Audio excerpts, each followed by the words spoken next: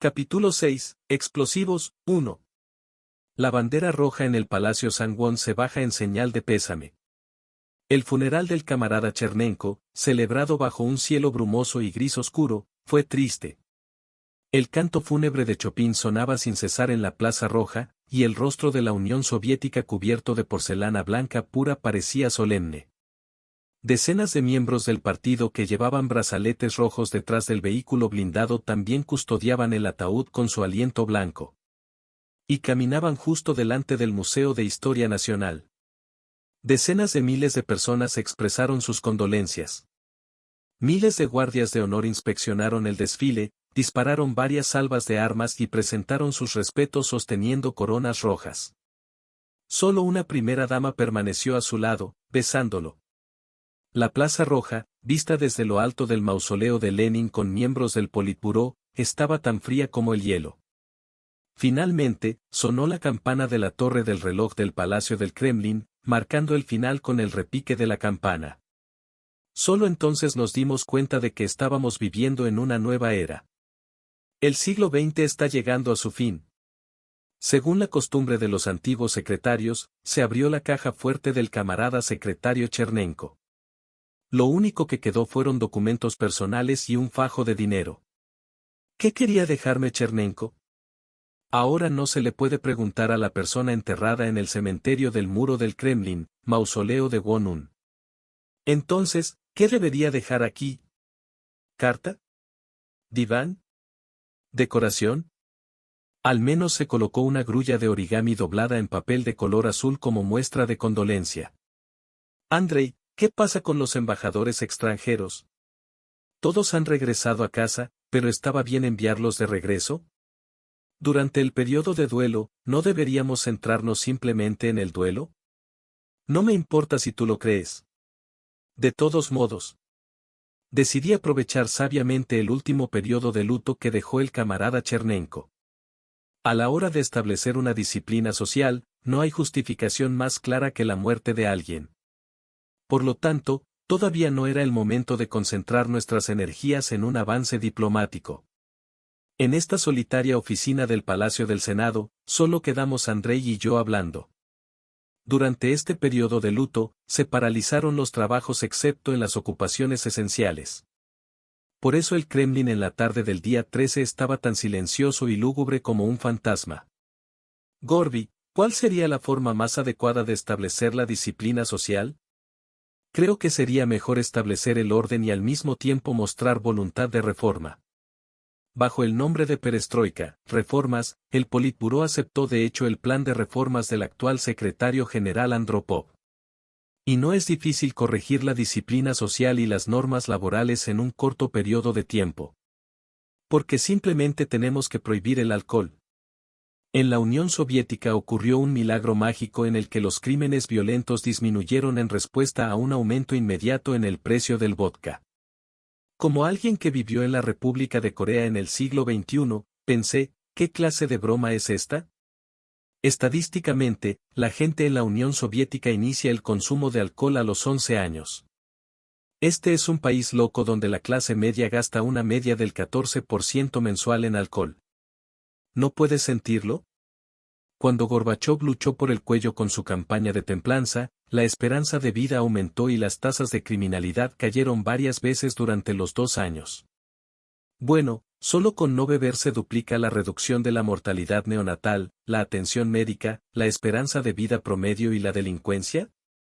No, las pérdidas económicas nacionales debidas únicamente al consumo de alcohol ascienden a 100 millones de rublos, así que tengan paciencia. Detengamos una campaña contra el consumo de alcohol durante una semana y aumentemos el precio del vodka 1,5 veces. Estuve a punto de decirle que preparara los documentos según el formulario, pero la expresión de Andrei era de asombro. ¿Podría ser porque no te gusta el alcohol? ¿Hay algún problema? Honestamente, subir los precios a las grandes empresas industriales no servirá de nada. El gasto solo aumentará y el consumo de alcohol no disminuirá en absoluto. De hecho, 7 de cada 10 personas beben agua, pero de hecho, creo que 7 de cada 10 rusos beben alcohol. Al menos ustedes, locos, no beban mientras trabajan. ¿Por qué saboteas el trabajo? ¿Por qué es molesto? ¿Por qué es difícil? La respuesta correcta es que debes beber durante el día. Este país es verdaderamente una fantasía moderna. Pensé que la tendencia social de beber como motivo de paro laboral era una historia del siglo XIX. Mucha gente cree erróneamente que la razón por la que se mantuvo la ley y el orden durante el régimen de Andropov no fue el látigo, sino la zanahoria llamada sistema de salario diferencial que se utilizó junto con él. Incluso reglas simples como no beber, no hacer eso, no ir, etc., no eran ordenadas si no había recompensas. El reinado del terror lo hizo posible, pero la sociedad se volvió rígida y no se desarrolló. Estoy medio en broma, pero si dices que deberíamos prohibir el alcohol, habrá gente que te matará. Como conocedor de historia, sé que no fue una broma, sino que en realidad fue una broma durante la campaña de templanza, y recuerdo que el prestigio de Gorbachov cayó a causa de ello. Incluso después de juntar nuestras cabezas de esta manera y pensarlo por un tiempo, los límites parecen claros. Eso es cierto, Gorby, llamemos a los que quedan en el Palacio del Senado. Incluso si no veo quién se quedará, puedo adivinar. De todos modos, Nana y Andrei, el jefe del Ministerio de Asuntos Exteriores, tienen más de medio siglo. Espera un minuto, pero tenía 20 años cuando fui poseído. Fue injusto. Es broma, pero es posible que hayan degenerado como primates al quedarse calvos. De todos modos, hoy estará en el Palacio del Senado nada menos que el camarada Yegor Ligechev, el mejor trabajo de horas extras del mundo.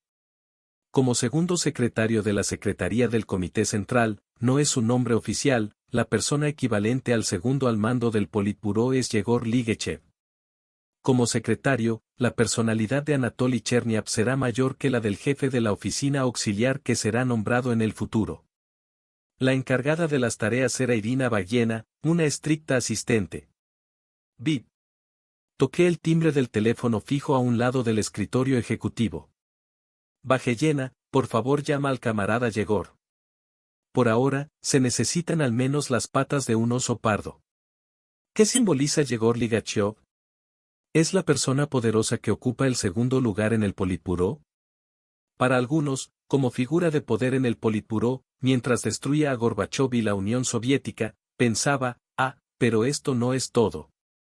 Habría seguido siendo un ícono de la traición que lo golpeó en la espalda al recurrir a los conservadores.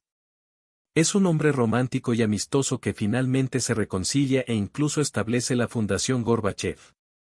Sin embargo, en mi opinión, la imagen no es tan sencilla. Su personalidad es la de alguien con cabello blanco como la hoja de arce. Las mejillas caídas como las de un hámster y la boca triangular también son características llamativas. En primer lugar, como anciano, vivió una vida increíblemente larga como uno de los fantasmas de Lenin. Entonces, a partir de ahora, lo apodaré personalmente ninja fugitivo. ¿No se van a casa ustedes?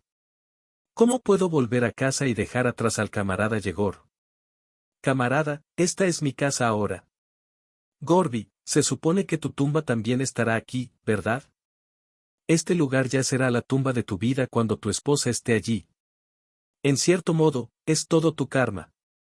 Jaja, después de todo, los reformadores tienen que reunirse así y realizar actividades sociales para hacer la vida más placentera. Si no confías en las personas que destruyeron la Unión Soviética entre las personas que te matarán de todos modos, ¿en quién confiarás? Es un tema muy difícil limitar el consumo de alcohol para mantener la disciplina social. ¿Qué tengo que hacer? Si no se toma ninguna decisión, una opción es simplemente pasarlo como tema para una reunión del Politburó. Yegor se quedó perdido en sus pensamientos por un momento. ¿Pero realmente hay que beber alcohol? La principal fuente de ingresos es el alcohol. ¿Qué quiere decir esto? ¿No son las personas que beben alcohol la base? ¿Es eso así? Camarada, incluso si introdujéramos una prohibición del alcohol. Gente. Ahora que lo pienso, ¿por qué quería amenazar a toda la federación? Camaradas, ¿no sería posible controlarlo fijando los horarios de las tiendas y controlando el suministro, además de los impuestos y los precios del alcohol según la cantidad de alcohol consumido en cada distrito? En la Rusia moderna del siglo XXI, la campaña contra el alcohol tuvo un éxito sorprendente. Aunque tuvo éxito, porque toda la generación estaba inmersa en el alcohol. Y aún no se había tomado conciencia de la salud y el coste del alcohol. Sin embargo, debemos evaluar y luchar contra el pantano, mercado negro, de la segunda economía. En otras palabras, es imposible distribuir alcohol ilegal y convertirse a largo plazo en una fuente de beneficios para las organizaciones criminales. Los dos camaradas asintieron como si fuera una buena idea. Tomará mucho tiempo, pero al final será imposible para el público en general, ya sea alcohol ilegal o mercado negro, responder a la demanda que varía según el sistema de transporte y la región. Si en ese distrito sale alcohol ilegal y su precio se abarata en el mercado negro, podríamos compensar la caída natural de la demanda. ¿No está realmente bien como solución temporal? Es más realista que cerrar ciegamente la cervecería y esperar participación, Gorby. A partir de entonces, la idea aproximada desarrolló su propio marco y empezó a ganar peso. Ligechev inmediatamente comenzó a considerar cuestiones específicas para el decreto de ejecución, y Andrei también propuso un plan a largo plazo. Podremos enviar puntos específicos de la agenda dentro de una semana como mínimo. Por supuesto, asegurando ingresos fiscales en nombre de la disciplina social. Competente. Honestidad. Autocrítico. Conservador. Esto es lo que la gente pensaba de él mientras vivió toda su vida como soldado. Luchó en el lago Hassan y dirigió el frente en Karelia. También compitió con el ejército chino por la isla Damansky. La guerra en Afganistán incluso lo convirtió en un héroe. El día está llegando a su fin. Y poco a poco la oscuridad empezó a caer. Ministro de Defensa Sergei Leonidovich Sokolov, el mariscal Sergei Sokolov se sacudió con la mano el polvo de la lápida en forma de cruz. No había arrepentimiento en sus ojos mientras miraba las tumbas de los caídos en el cementerio de Bakankovo, pero llevaba cierta responsabilidad. ¿Te arrepientes? Camarada Chebrikov, un soldado no debe arrepentirse. A mí me parece que al menos estás resignado. Puedes pensar lo que quieras. Sokolov no tenía ni una sola flor común en la mano. No sé por qué querías verme en un lugar como este. Necesito pedir prestado algo a la Guardia Real por un tiempo. Parece que las personas enterradas aquí no son suficientes para jugar con estúpidos juegos políticos. Existe el deseo en el Politburó de poner fin a la guerra en Afganistán. ¿Quién dijo que era increíble? Todavía menosprecias la guerra. Sokolov cerró la mano y encendió un cigarrillo, escupiendo un humo espeso al cielo. Todos los rebeldes están luchando por dinero de Occidente. Esto no es una metáfora, en realidad, están siendo contratados como mercenarios y reciben un salario muy pobre. El humo que sale de su nariz probablemente representa su estado de ánimo. ¿La CIA, al notarlo, le permitirá retirarse? Chebrikov se limitó a guardar silencio. Ahora vamos a retirarnos de Koraxeoni, que está disparando cohetes y cruzando la frontera para liderar un levantamiento islámico antisoviético en Asia Central. Tiró el cigarrillo al suelo y lo pisoteó. Ahora estamos librando una guerra para defender nuestro país, camarada. Solo una estúpida decisión tuya. La dimisión marcó la condecoración final de Sokolov. El anciano pensó que la guerra terminaría, pero temía el coste. Una batalla sangrienta contra el fundamentalismo religioso que trasciende las fronteras nacionales. Guerra contra los berserkers que persiguen la revolución islámica. El barro nos está esperando. Ahora solo reinaba una espesa oscuridad en el cementerio. Sin siquiera saber a dónde ir ni a dónde podría ir. Tenían que encontrar una manera. En la oscuridad total, Chebrikov levantó las gafas con una mano y respondió. Sí. El silencio se hizo entre los dos hombres. Sin embargo, el presidente de la KGB, Víktor Chebrikov, llevaba algo en el bolsillo. ¿Y si hay una salida? Warg.